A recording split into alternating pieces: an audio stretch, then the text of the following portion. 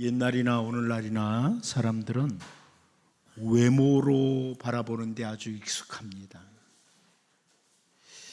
아예 우리가 잘 아는 것처럼 하나님께서는 사무엘상 16장 7절을 통해서 여호와께서 사무엘에게 이르시되 그의 용모와 키를 보지 말라. 내가 이미 그를 버렸노라. 내가 보는 것은 사람과 같지 아니하니 사람은 외모를 보거니와 나 여호와는 중심을 보느니라 하시더라. 이렇게 말씀을 해주고 있습니다.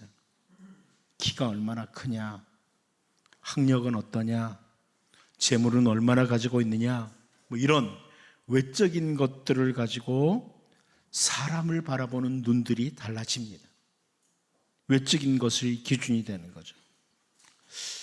예수님께서 만나신 사마리아 여자도 마찬가지입니다.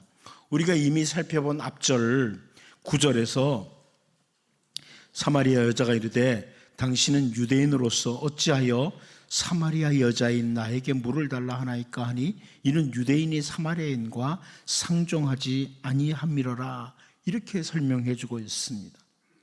예수님을 바라볼 때 단순히 유대인 가운데 한 사람, 그럼 어떻게 사마리아 여자인 나에게 물을 달라고 하느냐?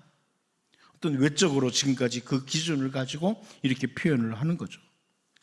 예수님 당시에 사람들이 예수님을 바라보면서 그 영접하는 것을 거절했던 이유들도 역시 외모를 바라보았기 때문에, 외적인 것을 바라보았기 때문에 그랬습니다. 우선 우리가 이미 오래전에 살펴봤던 나다나엘도 빌립이 율법과 선지자들이 기록한 그분을 우리가 만났다 이러면서 그분은 바로 요셉의 아들 나사렛 예수다 이렇게 표현을 하니까 나다나엘이 요한복음 1장 46절에서 그러죠. 나다나엘이 이르되 나사렛에서 무슨 선한 것이 날 수 있느냐? 빌립이 이르되 와서 보라 하니라. 이렇게 요셉의 아들 혹은 나사렛에서 태어났다 이런 것을 가지고 사람들로 하여금 예수님을 받아들이지 못하도록 했던 이것이 예수님 당시의 모습이었어요. 마가복음 6장 3절을 보면 이 사람이 마리아의 아들 목수가 아니냐? 야고보와 요셉과 유다와 시몬의 형제가 아니냐? 그 누이들이 우리와 함께 여기 있지 아니하냐 하고 예수를 배척한지라 그럽니다. 오늘날에도 마찬가지예요. 예수님을 올바로 바라보는 눈이 없기에 사람들은 예수님을 가리켜서 약 2000년 전에 사셨던 4대 성인 중에 한 분 정도 이렇게 바라보고 그칩니다. 그런데 성령의 인도하심을 따라 예수님을 바라봤던 세례 요한은 요한복음 1장 29절을 통해서 이튿날 요한이 예수께서 자기에게 나오심을 보고 이르되 보라 세상 죄를 지고 가는 하나님의 어린 양이로다. 예수님을 이렇게 바라봅니다. 성령의 인도하심을 따라 예수님은 세상의 모든 죄를 짊어지고 가시는 하나님의 어린 양이다. 이렇게 선포를 하게 됩니다.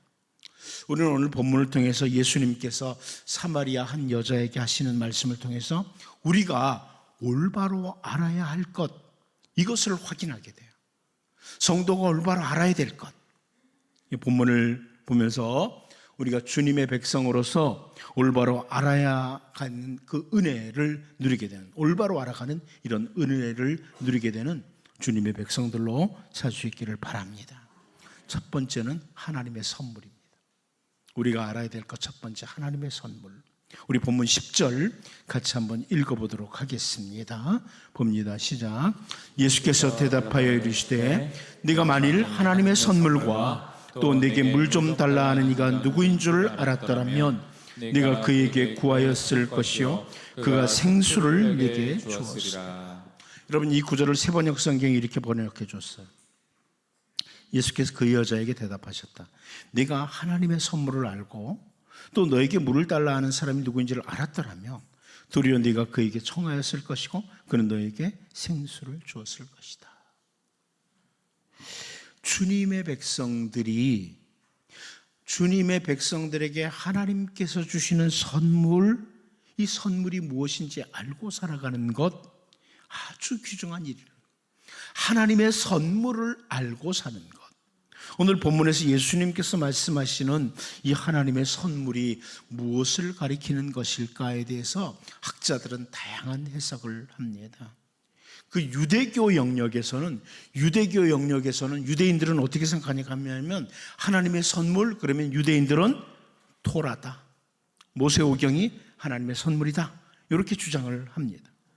또 그 초대교회 당시 노스틱주의자들, 그 영지주의자들은요, 하나님의 선물은 영적인 비밀을 제공하는 계시를 가리킨다, 이렇게 주장하기도 했습니다.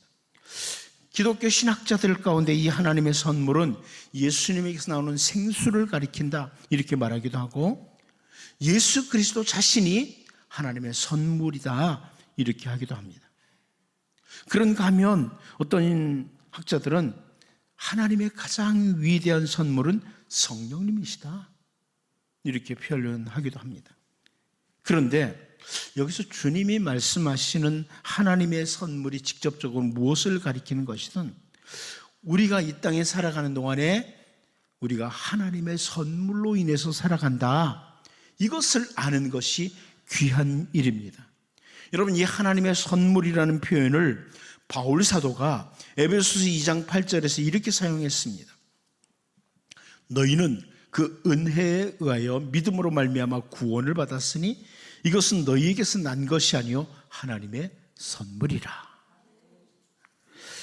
우리에게 믿음을 주시고 우리가 하나님의 자녀가 되도록 하신 것, 구원받은 것은 하나님의 선물이라. 이 바울 사도의 설명이에요.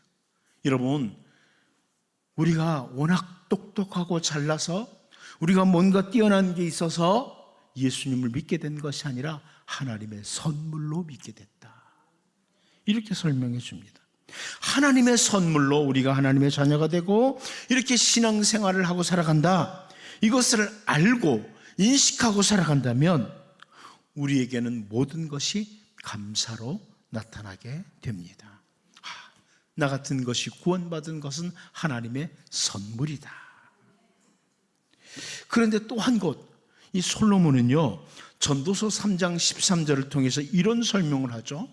사람마다 먹고 마시는 것과 수고함으로 낙을 누리는 그것이 하나님의 선물인 줄도 또한 알았도다, 이렇게 표현을 합니다. 한마디로 말하면 뭡니까? 우리가 오늘 호흡하고 살아가는 것 자체가 하나님의 선물이다. 우리는 이 세상에 호흡하고 살아가는 것 자체가 하나님의 선물로 오늘 호흡하고 살아가고 있는 것이고, 또한 그 가운데 특별히 하나님의 자녀로 우리를 구원받고 특별한 은혜를 주신 것이 하나님의 선물이다. 그러므로 우리의 모든 삶 가운데 하나님이 주신 하나님의 선물을 더 깊이 인식하고 내가 살아가는 것이 하나님의 선물이요, 하나님이 나를 구원하시고 하나님의 자녀 삼아 주신 것이 하나님의 선물이라, 이것을 깊이 생각하고 살아가는 이런 복 있는 주님의 백성으로 살 수 있기를 바랍니다. 또 한 가지 우리가 알아야 될 것은 구해야 할 대상이신 예수님이라. 구해야 할 대상이신 예수님이다. 우리 본문 10절을 다시 한번 같이 읽어봅니다. 보겠습니다. 시작. 예수께서 대답하여 이르시되 내가 만일 하나님의 선물과 또 내게 물 좀 달라 하는 이가 누구인 줄 알았더라면 네가 그에게 구하였을 것이요 그가 생수를 네게 주었으리라. 아멘. 자, 여기 예수님은 사마리아 한 여자에게 예수님은 우리가 구해야 할 대상이시다, 우리가 기도해야 될 대상이시다, 구할 때 주시는 분이시다, 이렇게 설명을 해 주시고 있습니다. 여러분, 여기 구하다고 하는 이 헬라어 단어는요, 우리가 익숙하게 알고 있는 말씀 있죠. 마태복음 7장 7절이에요. 구하라 그리하면 너에게 주실 것이요, 찾으라 그리하면 찾아낼 것이요, 문을 두드리라 그리하면 너에게 열릴 것이니, 이 단어와 같은 단어입니다. 같은 헬라어 단어예요. 그러니까 사탄은 인류 역사 가운데 계속해서 구해야 될 대상을 놓치도록 엉뚱한 것들을 제시해 왔습니다. 우리가 누구에게 구해야 되느냐? 이것을 놓치도록 만들었어요. 약속의 땅에 들어가게 될 이스라엘 백성들에게 모세는 아주 분명하게 신명기 4장 7절을 통해서 우리 하나님 여호와께서 우리가 그에게 기도할 때마다 우리에게 가까이 하신 것 같이 그 신이 가까이 함을 얻은 큰 나라가 어디 있느냐? 이렇게 설명을 했습니다. 하나님, 참된 기도의 대상이 누구냐? 우리가 기도해야 될 대상은 바로 하나님께라. 이것을 강조해주고 있어요. 하나님이 바로 우리가 기도해야 될 대상이다. 그런데 그 땅에 들어간 후에 이스라엘 백성들에게 계속해서 찾아온 유혹이 거짓 기도의 대상이었습니다. 이 사탄은 계속해서 기도의 대상을 잘못 바라보도록 유혹을 해요. 하나님께 구해야 될 하나님의 백성들이 차츰차츰 유혹을 받기 시작을 해서 우상을 만들어 놓기 시작합니다. 그리고 그 앞에 가서 빌고 있는 거예요. 아, 우리에게 풍요를 가져다 주시는 신은 바알 신이야. 바알 앞에 가서 빌고 있는 거예요. 선지자 이사야는 이사야 44장 15절을 통해서 이 나무는 사람이 땔감을 삼는 것이거늘 그가 그것을 가지고 자기 몸을 덮게도 하고 불을 피워 떡을 굽기도 하고 신상을 만들어 경배하며 우상을 만들고 그 앞에 엎드리기도 하는구나. 이렇게 설명을 해주고 있습니다. 그 같은 나무를 가지고 일부러는 땔감으로 사용하고 일부러는 신상, 우상을 만들어 가지고 그 앞에 경배도 하고 기도도 하더라. 선지자 이사야가 시작하는 거예요. 나무가 하나 있어요. 그 나무를 딱 베가지고 일부러는 자기 땔감으로 쓰고 그 일부러는 우상 만들어서 그 앞에서 빌고 있더라. 이사야 44장 17절을 보면 그 나머지 신상 곧 자기의 우상을 만들고 그 앞에 엎드려 경배하며 그것에게 기도하여 이르기를 너는 나의 신이니 나를 구원하라 하는도다. 이렇게 설명하는 겁니다. 이렇게 지적을 해요. 올바른 기도의 대상을 놓쳐버리고 우상 앞에 구하고 있는 이스라엘 백성들의 어리석음을 선지자 이사야가 지적하고 있는 겁니다. 우리 옛 선조들도 장독대에다 정한수를 떠놓고 지성이면 감천이라고 하면서 새벽마다 구하기도 했습니다. 그런데 세상에 살아가면서 우리가 구해야 할 대상, 기도해야 될 대상을 올바로 알고 기도하고 살아가는 것은 너무나 귀중한 일입니다. 누구에게 기도를 해야 되느냐?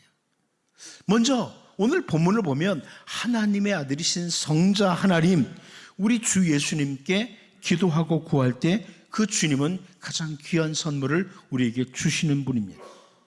그런데 더 나아가서 주 예수님은 우리에게 기도할 수 있는 길을 열어주신 분이기도 합니다. 주님은 요한복음 16장 24절을 통해서 지금까지는 너희가 내 이름으로 아무것도 구하지 아니하였으나 구하라 그리하면 받으리니 너희 기쁨이 충만하리라 이렇게 말씀해 주셨습니다. 예수님의 이름으로, 다시 말하면 예수님을 의지하고 우리가 성부 하나님께 기도할 수 있다, 이런 의미입니다. 성자 예수님께도 기도할 수 있어. 그래서 성자 하나님께도 성자 하나님을 통해서 성부 하나님께 나아가는 기도의 길이 열렸다. 우리는 죄로 인해서 하나님 앞에 나아갈 수 없었던 자들인데 우리의 죄가 하나님과 우리 사이를 가로막고 있었는데 예수님께서 십자가에서 대속의 죽음을 죽으심으로 그 모든 막혔던 담을 허시고 우리가 하나님께로 나아가는 길을 열어주신 분입니다. 기도의 길을 열어주신 분이다. 예수님은 한편으로는 기도의 대상이 되기도 하시고 성부 하나님께 기도할 수 있도록 기도의 길을 열어주시기도 하십니다. 그뿐이 아닙니다. 바울 사도는 로마서 8장 34절을 통해서 누가 정죄하리요 죽으실 뿐 아니라 다시 살아나신 이는 그리스도 예수시니 그는 하나님 우편에 계신 자요 우리를 위하여 간구하시는 자시니라. 여러분, 예수님은 오늘도 우리를 위해서 하나님 보좌 우편에서 기도하시고 계십니다. 사실 우리는 기도를 한다고 해도 참 미약해요. 그런데 우리 주님이 우리를 위해서, 구원받은 우리를 위해서 기도해 주신다. 자, 이렇게 우리 주 예수님은 우리가 기도해야 될 대상이요, 우리를 하여금 기도하기 위해서 나아갈 수 있는 길을 열어주신 분이요, 더 나아가서 우리를 위해서 하나님께 간구하시는 분이시다. 이것을 확인하게 됩니다. 다시 말하면 기도와 예수님은 뗄래야 뗄 수 없는 관계라. 기도와 예수님은 뗄래야 뗄 수 없다. 그러니까 예수님 놓치고 기도할 수 없다는 거예요. 예수님 없이 기도할 수 없다는 거예요. 언제나 우리의 기도는 예수님과 함께다. 오늘날에도 사탄은 헛된 것들을 기도의 대상이라고 유혹하는 일들을 끊임없이 합니다. 여러분은 안 아시겠지만 돌을 쌓아놓으면서 소원을 빌고 있어요. 이 돌 잘 쌓아놓으면 소원 들어준다고. 어디다 동전을 던지면서 기도하는 사람들, 여러분도 혹시 여행 가서 하십니까? 동전 탁 던지면서. 혹은 뭐 동상의 어느 부분을 만지면 이 소원이 들어진다고. 유럽에 가면 많아요. 이렇게 동상 만지면서 기도하는 것들이. 정말 사탄은 다양한 것들을 가지고 사람들로 하여금 올바른 기도의 대상을 놓치도록 만드는 거예요.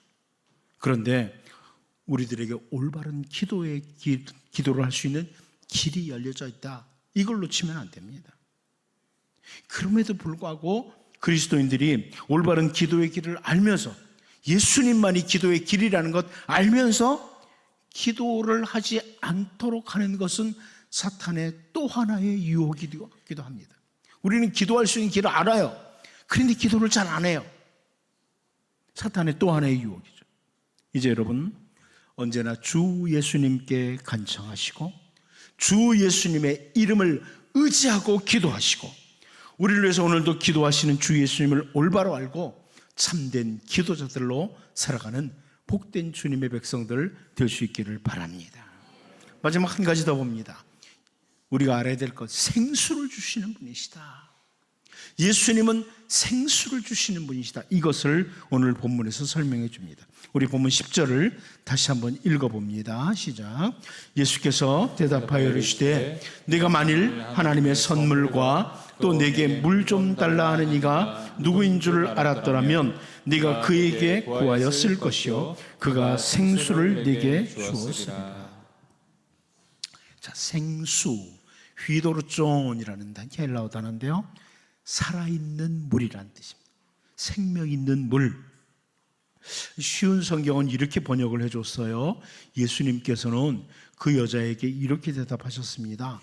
당신이 하나님께서 주시는 선물이 무엇인지, 또 내게 마실 것을 달라고 말하고 있는 사람이 누구인지 알았더라면 오히려 당신이 그 사람에게 구하였을 것이고, 그러면 그가 당신에게 생명의 물을 주었을 것이요. 생명의 물이라. 이렇게 번역을 해줬습니다. 생수, 생명의 물, 이것이 도대체 무엇인지도 학자들 의견은 다양해요. 생수, 생명의 물이라는 것은 헬라어 원어상으로 볼 때 영생을 가리킨다 이렇게 말하는 학자도 있고, 이 생명의 물은 곧 예수 그리스도다 이렇게 말하는 사람도 있습니다. 그런가 하면 이 생명의 물은 바로 성령을 가리킨다 이렇게 주장을 합니다. 생수는 바로 성령님을 가리킨다. 요한복음 7장 38절 39절을 보면 나를 믿는 자는 성경의 이름과 같이 그 배에서 생수의 강이 흘러나오리라 하시니 이는 그를 믿는 자들이 받을 성령을 가리켜 말씀하신 것이라. 예수께서 아직 영광을 받지 않으셨으므로 성령이 아직 그에게 계시지 아니하시더라 이렇게 말씀합니다. 여기 성경이 설명을 해주고 있어요. 같은 요한복음에서 생수, 같은 단어예요. 이 생수는 성령을 가리키는 것이다. 그래서 생수는 성령 하나님이시다 이렇게 설명을 합니다.